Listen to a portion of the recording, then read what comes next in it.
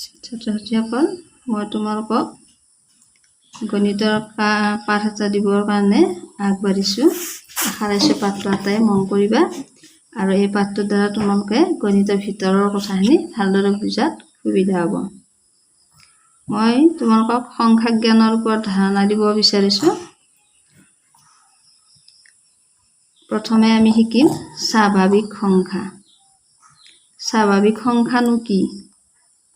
যিবিলাক সংখ্যা আমি গণিবৰ কাৰণে ব্যৱহাৰ কৰোঁ সেইবিলাক সংখ্যা স্বাভাৱিক সংখ্যা বুলি কোৱা হয় বা ইয়াৰ প্ৰাকৃতিক সংখ্যা বুলিও কোৱা হয়। গণিবৰ কাৰণে ব্যৱহাৰ কৰা সংখ্যাবিলাক আমি 1ৰ পৰা আৰম্ভ কৰোঁ সদায় গণনাটো 1, 2, 3, 4 এনেকুৱাকৈ আমি গণি যাওঁ আৰু যিহেতু আমি গণি শেষ কৰিব নোৱাৰোঁ সেইকাৰণে স্বাভাৱিক সংখ্যাবিলাক অসীম, ইয়াক গণি শেষ কৰিব নোৱাৰি। ইয়াৰ পিছত তোমালোকে শিকিবা পূৰ্ণ সংখ্যা। পূৰ্ণ সংখ্যানো কি? স্বাভাৱিক সংখ্যাবিলাকৰ লগত যেতিয়া তোমালোকে শূন্যটোকো একেলগে সাঙুৰি ল'বা তেতিয়া ইয়াক কোৱা হ'ব পূৰ্ণ সংখ্যা। পূৰ্ণ সংখ্যাও অসীমলৈ বিস্তৃত, ইয়াকো গণি শেষ কৰিব নোৱাৰি। ইয়াৰ পিছত তোমালোকে স্বাভাৱিক সংখ্যা শিকিলা, পূৰ্ণ সংখ্যা শিকিলা। এই সংখ্যাবিলাকৰ আগত যদি এটা মই মাইনাছ চিন দিওঁ তেতিয়া এই সংখ্যাবিলাক কোৱা হ'ব ঋণ সংখ্যা। শূন্যৰ আগত কোনো প্লাছ মাইনাছ চিন নাথাকে, গতিকে 1, 2, 3, 4 এইবিলাকৰ আগত যেতিয়া মাইনাছ চিন এটা দিম আমি সেইবিলাক ঋণ সংখ্যা বুলি কোৱা হ'ব। ঋণ সংখ্যাবিলাকো অসীমলৈ বিস্তৃত। তাৰপিছত আহিল আমাৰ অখণ্ড সংখ্যা। অখণ্ড সংখ্যানো কি? তোমালোকে দেখিছা স্বাভাৱিক সংখ্যা, পূৰ্ণ সংখ্যা, ঋণ সংখ্যা এই আটাইবিলাক সংখ্যা লগ হৈ যিটো গোট গঠন হৈছে সেইটো কোৱা হ'ব অখণ্ড সংখ্যা। তাৰমানে অখণ্ড সংখ্যাৰ ঘৰটোত কোন কোন সোমাই থাকিব? 1, 2, 3 ... স্বাভাৱিক সংখ্যাবিলাক সোমাই থাকিল। ঠিক একেদৰে 0, 1, 2, 3 ... পূৰ্ণবিলাক সোমাই থাকিল।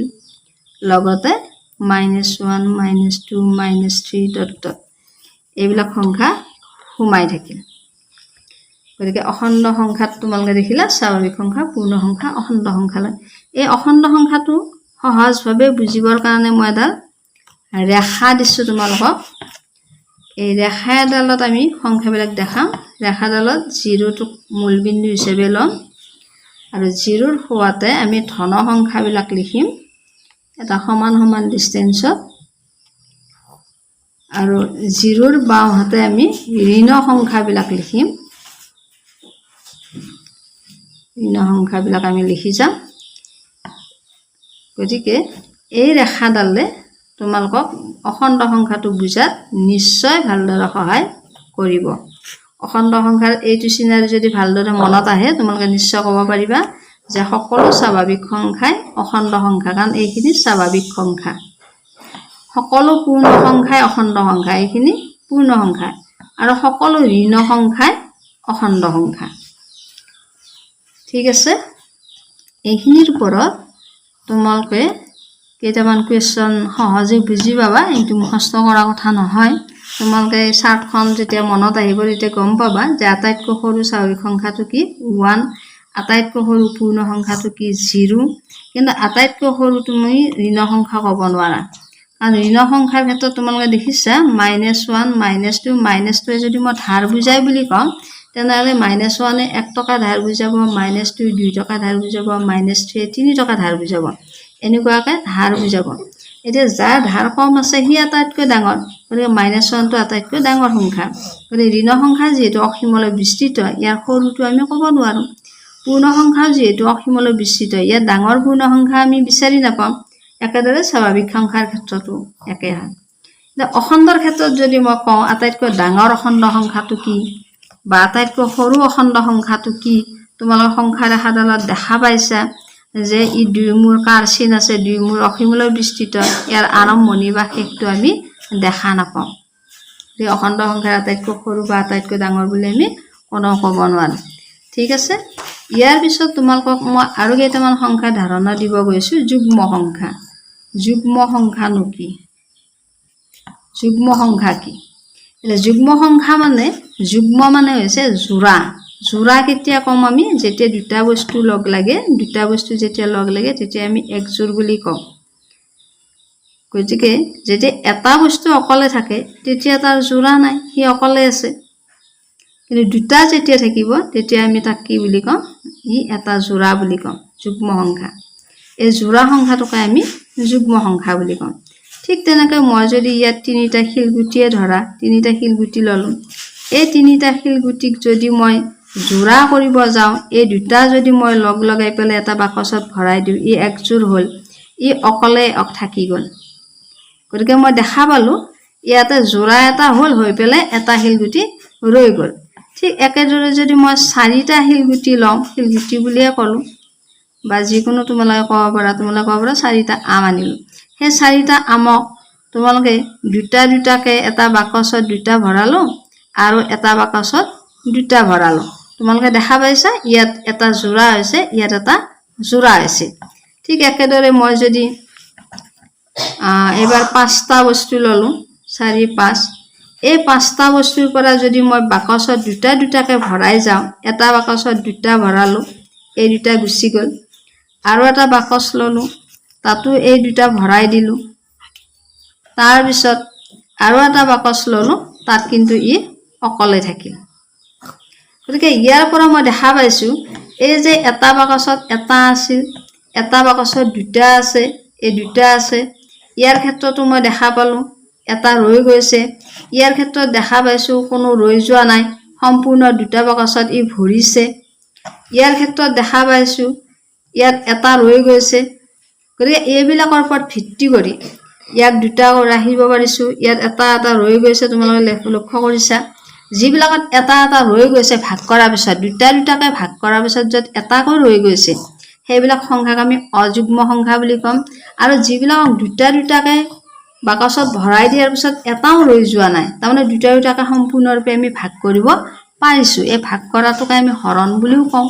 কোনোবাই যদি সূত্ৰ লিখিব যায় ক'ব লাগিব যিবিলাক সংখ্যাক আমি 2ৰে হৰণ কৰিলে সম্পূৰ্ণৰূপে হৰণ যায়, একো বাকী নৰয়, আৰু যিবিলাক সংখ্যাক 2ৰে হৰণ কৰিলে সম্পূৰ্ণৰূপে হৰণ নাযায়, এক বাকী ৰয়, তেনেবিলাক সংখ্যাক আমি অযুগ্ম সংখ্যা ক'ম।